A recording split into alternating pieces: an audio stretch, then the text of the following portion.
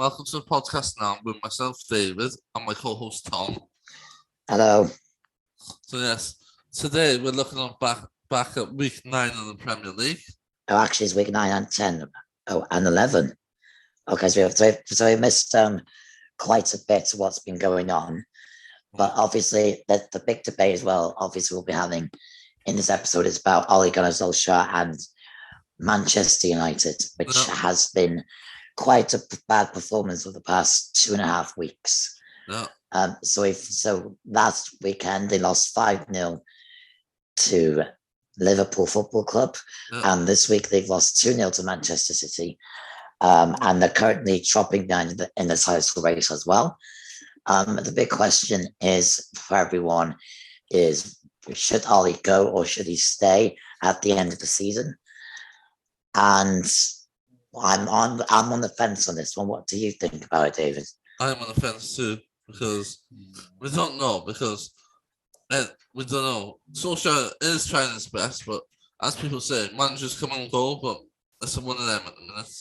I mean, it's a tough job, Manchester United, one of the toughest jobs in world football at the moment. And obviously, Manchester United are the biggest club in world football. Everybody knows the brand, the club, the history. Yeah. And obviously, Ole's on borrowed time.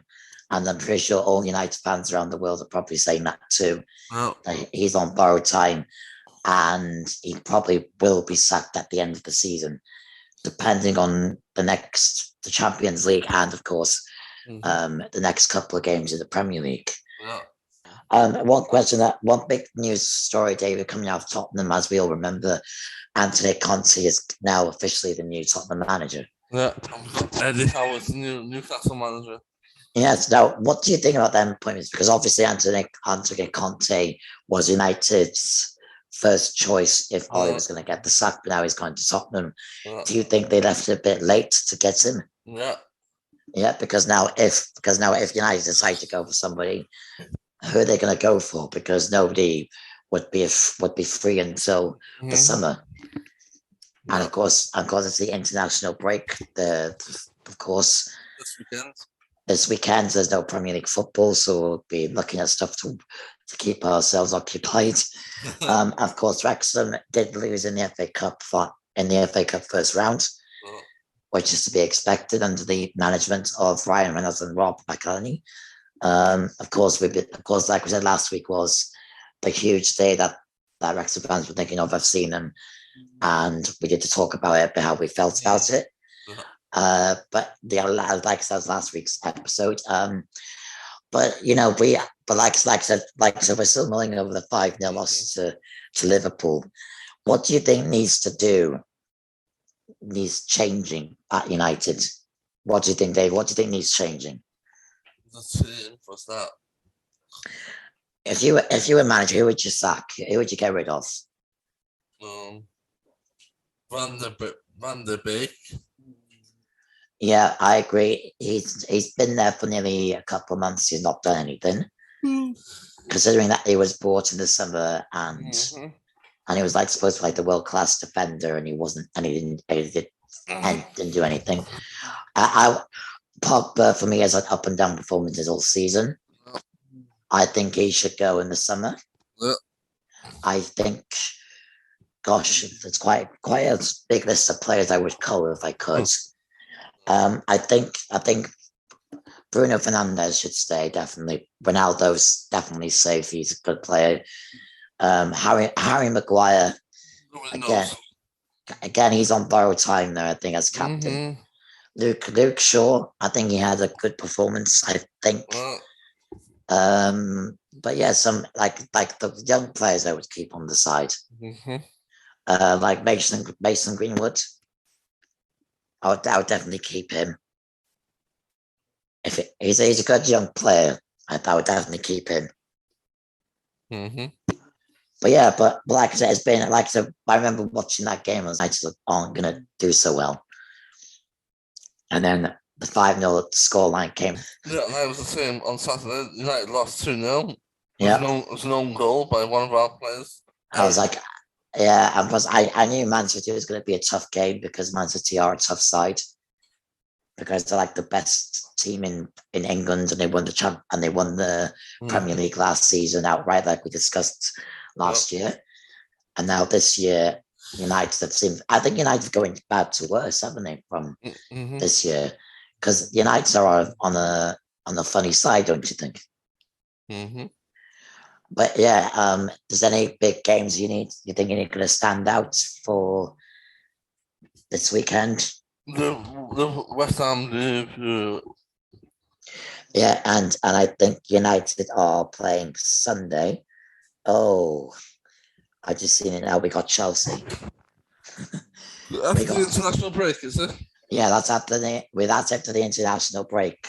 We got Chelsea away. Oh no, is that on Sky? I think so. That game's going to be brutal to watch. again, like I said, Chelsea.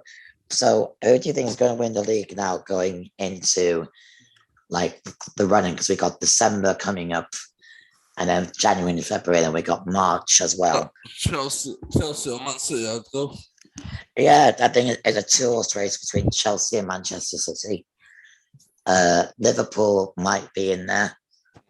They're going to qualify for Europe. United might qualify for the Europa League now, unless Ollie goes midway through the season, which I don't see happening.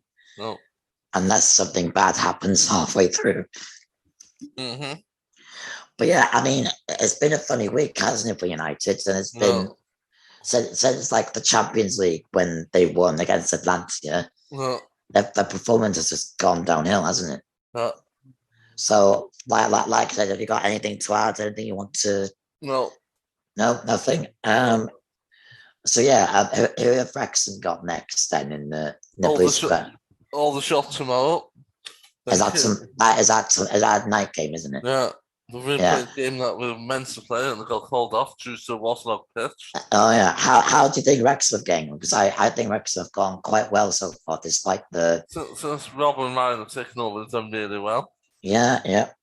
I mean, they seem passionate about the club, don't they? And obviously the fans like them. We like them as football fans in Wrexham.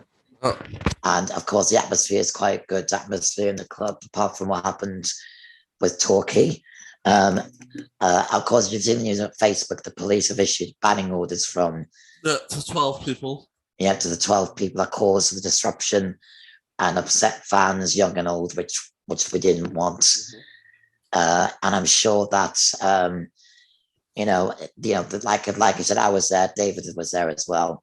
It was a good atmosphere. Everybody was enjoying themselves, and then that happened. And of course, like I said, we don't condone that sort of stuff, don't we? No. So, especially in sports, especially in front of the new owners as well. So we got Aldershot, then Kings Lynn, then Wildenstone a week on Saturday. Oh, is that a home game? Yeah. That's the day of my birthday to people. Oh, happy birthday for that day. I take you to be going. Yeah, I'm going to Wrexham that day on my actual birthday. Yeah. What is that? Is that the 27th by any chance? 20th. Right. Then we got Bromley the 27th. Yeah. Oh, I just checked my calendar, David. Watford face United on that day. Do we? Yeah. On the same day as Wrexham. Oh, really good. So, yeah. So I think we've covered everything. Yeah. Hopefully we shall. We'll be back again. Hopefully. Yeah. Hopefully, and then hopefully be able to post the other two that you haven't been able to see because we've been super busy. We are super busy people, like we keep saying. So we try to keep up to date with all the football news, and obviously anything that you that think we may miss, please leave the comments down below. It would help us out as well. Yeah, because obviously sometimes we do miss things in football because obviously it's a fast changing game and we don't know what's going on. Nope. But like I said, the Premier League is back in a week's time after the international break. Yeah. And hopefully, like I said, with no international football covered until the World Cup. Now that's going to be in, Qatar, isn't it? Next year. next year that'll be the next major one for our podcasting as well. So hopefully we'll make some plans for that in Qatar. Until then, stay safe and we'll see you in a couple more weeks' time. Yeah. Okay. Bye.